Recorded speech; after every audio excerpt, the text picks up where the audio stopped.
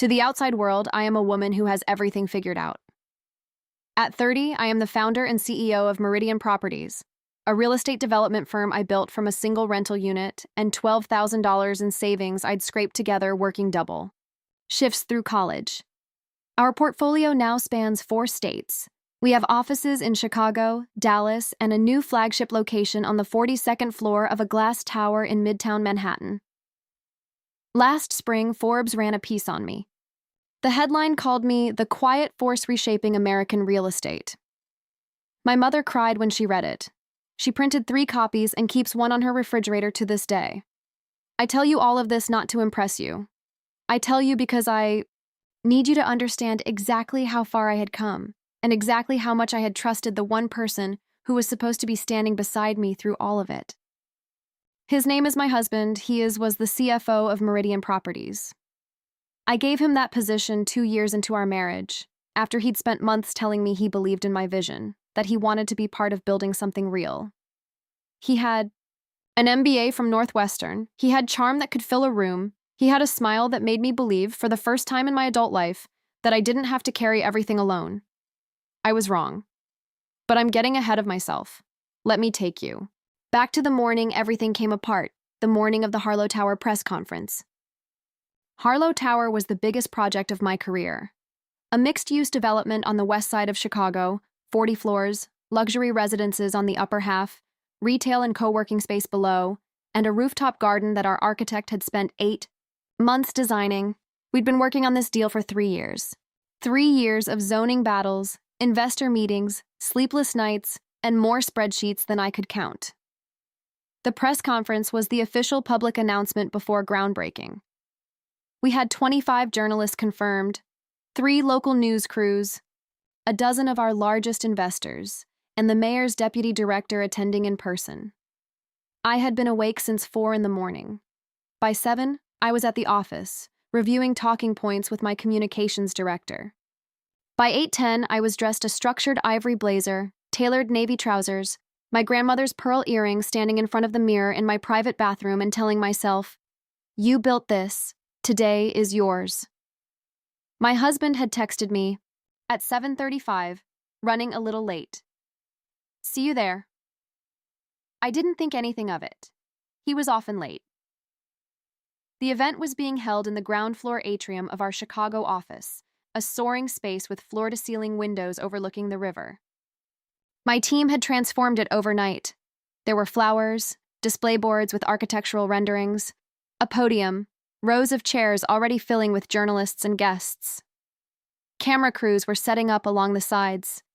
My assistant, Priya, handed me a coffee as I walked through the door and gave me a look that said everything was ready and I should breathe. I was speaking with 2 investors near the display boards when she walked in. I noticed her because she came in through the staff entrance, the side door that required a key card, which meant someone had let her in.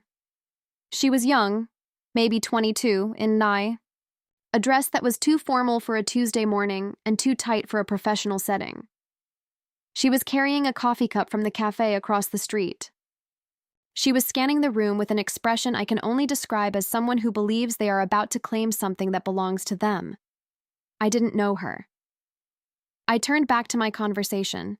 What happened next took less than 10 seconds. I heard Priya say sharply, "Excuse me, you can't be back here." And then I felt it. A wave of heat across my left shoulder and down my arm, the smell of espresso. I looked down and saw a dark stain blooming across my ivory blazer, spreading fast, soaking through to my blouse. The room went quiet. I turned slowly. She was standing 3 feet away, the now empty cup in her hand, staring at me with an expression that was not apologetic in the slightest. Around us, I could hear the cameras, 50 journalists. Every eye in the room. "Oops," she said, and she smiled. I have been in difficult rooms before. I have sat across from bankers who told me a woman my age had no business asking for that much capital. I have had contractors walk off job sites because they didn't want to take direction from me. I have been underestimated, dismissed, and talked over in more boardrooms than I can count. So when I tell you that I stood there in that atrium with espresso dripping off my blazer in front of 50 journalists, and I did not raise my voice, I need you to understand that it was not weakness. It was a muscle I had spent years building. I looked at her calmly. I'm going to need you to explain what just happened. She tilted her head. I don't think I owe you an explanation. You just poured coffee on me at my own press conference, I said, keeping my voice even. In my own building. So yes, you do. She took one step closer, and when she spoke again, her voice was loud enough for the people nearest to us to hear clearly. Your building? She laughed, a short, hollow sound. Honey, my husband is the CFO of this company, which means half of everything. In this room is mine, including she looked me up and down whatever you're wearing. The silence that followed was the kind that has weight. I heard a camera click, then another. I looked at her for a long moment. Then I reached into my blazer pocket, took out my phone, and sent a text. 3 sentences. I kept my expression completely neutral while I typed, I need you at the Chicago office right now. Your girlfriend just introduced herself to me and 50 journalists. You may want to get here before I start answering questions. Then I handed my phone to Priya, turned to the room, smiled at no one in particular, and said, Give me 8 minutes. I walked to my private office, closed the door, changed into the spare blazer I kept there, charcoal gray, just as sharp, and pinned my grandmother's pearls back on. I looked in the mirror. I looked fine. I looked like someone who had not just been ambushed in front of her entire professional world. Then I walked back out, stepped up to the podium, and gave the best presentation of my career. Halfway through my remarks, I saw my husband walk in through the back of the room. He was scanning faces with the particular panic of a man who does not yet know how much has already been said, but knows the number is high. He found her near the side wall. I watched him go pale. I kept talking. Renderings, timelines, projected, economic impact. My voice was steady. My hands didn't shake. The investors were nodding. The journalists were writing. When it was over and the room began to move and buzz with conversation, I stepped down from the podium and walked directly to where my husband was standing. She was beside him. She had taken his arm. He looked like a man standing in front of a car he knew was about to hit him. I think, I said quietly, looking at him and not at her, the 3 of us should step into the conference room. He opened his mouth. Now, I said, please. The conference room had glass walls facing the atrium. I was aware that people could see us, even if they couldn't hear. I didn't sit down. I stood at the head of the table, crossed my arms, and looked at my husband. How long? I said. He didn't answer immediately, which was itself an answer. 14 months, she said before he could stop her. She sat down without being invited to and folded her hands on the table like she was settling in. We've been together 14 months, and I'm 12 weeks pregnant. I looked at my husband. He was staring at the table. Is that true? I said. He nodded. There are moments in life when you receive information that should break you open, and instead you feel something go very still and very cold inside you, like a system shutting down all non-essential functions to keep the core running. That is what happened to me in that moment. I felt myself become very quiet, very clear. Okay, I said. Okay, she repeated. She seemed almost annoyed that I wasn't more visibly destroyed. That's all you have to say? What would you prefer I say? I would prefer, she started.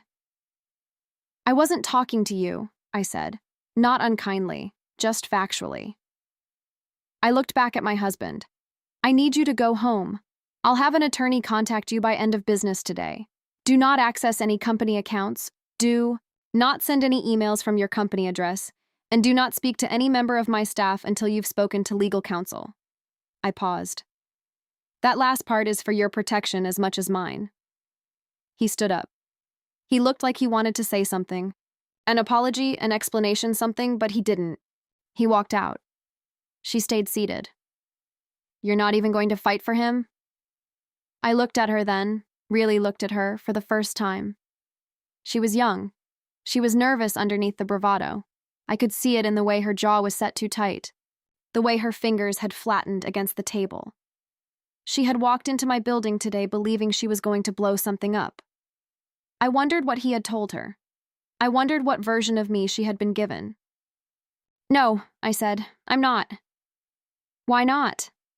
"Because I built this company," I said, "and I'll still be here long after this conversation is over. That's not true for everyone in this room." I left her sitting there and walked back out into the atrium. What came out over the next 11 days was worse than the morning itself. My attorney, a woman I'd worked with for 6 years, sharp and methodical, began pulling financial records the same afternoon. What she found took 2 days to fully map out. My husband had been diverting funds from Meridian's operating accounts for almost a year.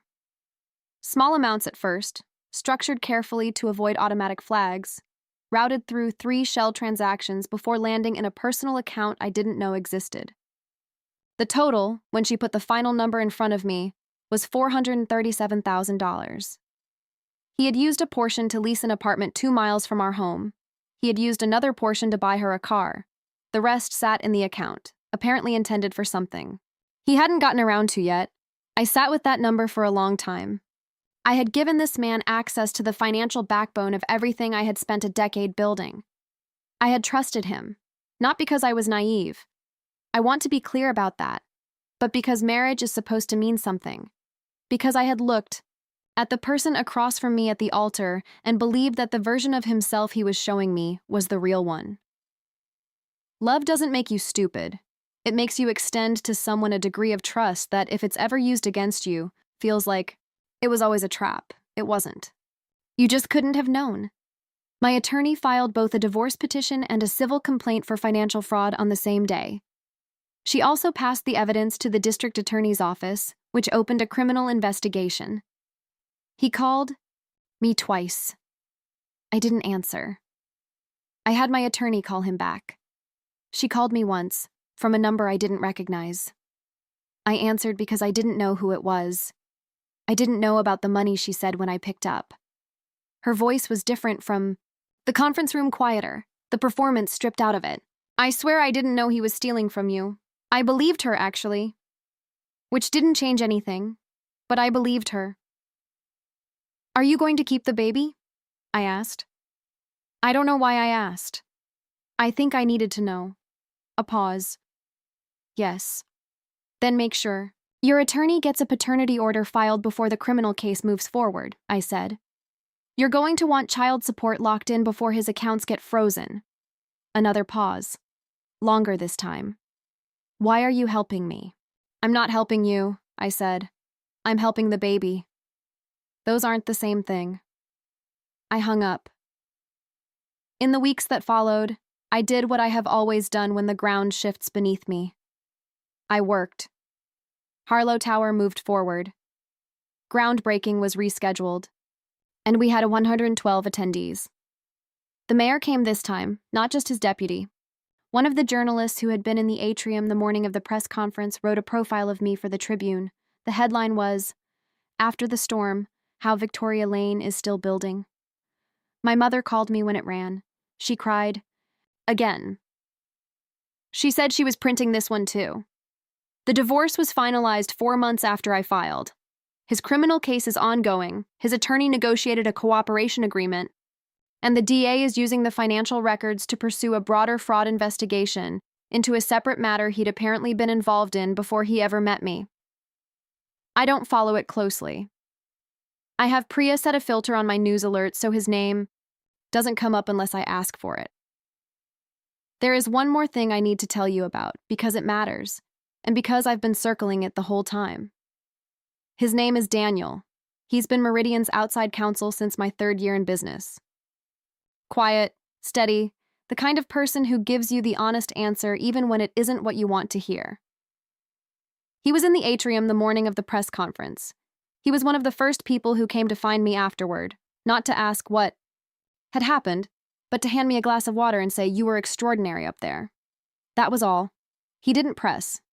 He didn't offer opinions I hadn't asked for. He just handed me the water and stood there. And for a moment, in a morning full of noise and wreckage, that one quiet thing steadied me more than almost anything else. We had dinner for the first time. 3 months after the divorce was final, it was not a grand gesture. He texted and asked if I wanted to get Thai food, and I said yes. We sat at a corner table for 2.5 hours and talked about everything except work, which was a first for both of us. When he walked me to my car, he asked if he could see me again. I said yes again. That was 7 months ago. Last week. We were sitting on my apartment balcony watching the Chicago skyline when he reached into his jacket pocket and put a small box on the table between us without saying anything. He wasn't performing it. He was just putting it there, letting me decide what to do with it. I looked at the box for a moment, then I looked at him. "You're not going to say anything?" I asked. "I figured you'd want to open it first and form your own conclusions," he said. "You usually do." I laughed. It was the first time I'd laughed like that, unguarded, surprised out of me in longer than I could easily say.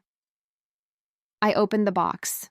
There was a ring inside, simple, clean, a single stone, nothing excessive, nothing that needed to announce itself.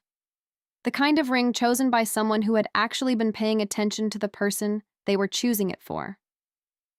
I looked at him again. He was watching me with the particular patience of someone who is genuinely not trying to rush you. "Yes," I said. I didn't need more time than that. I had spent enough of my life being careful, measuring every risk, holding things at arm's length until I was certain. I had been certain about the wrong person once. But certainty isn't the point, I've come to understand.